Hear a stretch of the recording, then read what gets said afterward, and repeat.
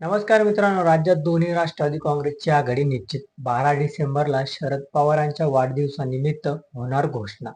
काय आहे ही बातमी आपण सविस्तर या चॅनलच्या माध्यमातून बघणार आहोत.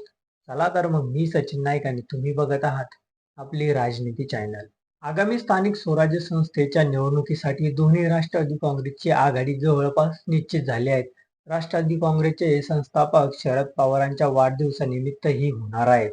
औचित्य साधून या आघाडीची घोषणा होण्याची शक्यता असल्याचे सूत्राकडून सांगण्यात आलं आहे. दोन्ही राष्ट्रवादी एकत्र आल्यास राज्याच्या राजकारणात पुन्हा एकदा नवीन समीकरणे उदयास येणार आहेत. केंद्रात आणि राज्यात महायुतीत एकत्र असलेले भाजप, शिवसेना आणि राष्ट्रवादी काँग्रेस हे तिन्ही पक्ष राज्यात सुरू असलेले नगरपालिका आणि नगरपंचायतीच्या निवडणुका अपवाद वगळता स्वतंत्र निवडणूक लढवत आहेत. त्यानंतर होणाऱ्या जिल्हा परिषद आणि महानगरपालिकेच्या निवडणुकीत हीच परिस्थिती कायम राहणार अशी शक्यता आहे.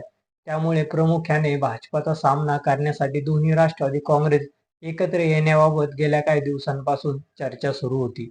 खुद्द उपमुख्यमंत्री अजित पवार आणि खासदार सुप्रिया सुळे यांनी त्यांच्यासाठी पुढाकार घेतल्याचं सांगण्यात येत आहे. दरम्यान या चर्चेतून आगामी स्थानिक स्वराज्य संस्थेच्या निवडणुकीसाठी दोन्ही पक्षांनी एकत्र येऊन निवडणूक लढवण्याबाबत जवळपास निश्चित झाल्याचं राष्ट्रवादीच्या वरिष्ठ नेत्यांकडून सांगण्यात आलं आहे.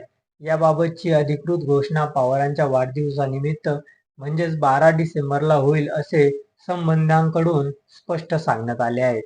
दरम्यान दोन्ही राष्ट्रवादी काँग्रेस एकत्र येण्यास पवार गटातील काही पदाधिकाऱ्यांचा विरोध आहे. पुणे शहर राष्ट्रवादी शरदचंद्र पवार पक्षाचे अध्यक्ष प्रशांत जगताप यांनी दोन्ही राष्ट्रवादी एकत्र आल्यास थेट पक्षाचा राजीनामा देऊ असं जाहीर केलं आहे.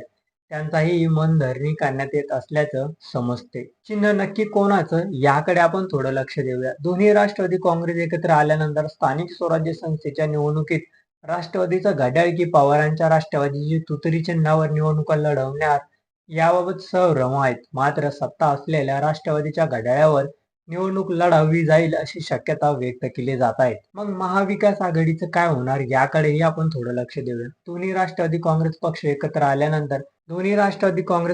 आल्यानंतर महाविकास आघाडीचं काय होणार असेही प्रश्न उपस्थित होत आहेत. प्रामुख्याने पुणे आणि पिंपरी चिंचवड महापालिकांमध्ये महाविकास आघाडीतील घटक पक्ष असलेले काँग्रेस आणि ठाकरेंची शिवसेनेची ताकद आता अत्यल्प आहे. त्यामुळे दोन्ही राष्ट्रवादी समवेत ही दोन्ही पक्ष एकत्रही येऊ शकतात असंही सांगण्यात आलं आहे. तर तुम्हाला काय वाटतं हे आमच्या चॅनलच्या कमेंट बॉक्समध्ये नक्की कळवा आणि व्हिडिओ आवडला असेल तर चॅनलला लाईक आणि सबस्क्राईब करा. धन्यवाद.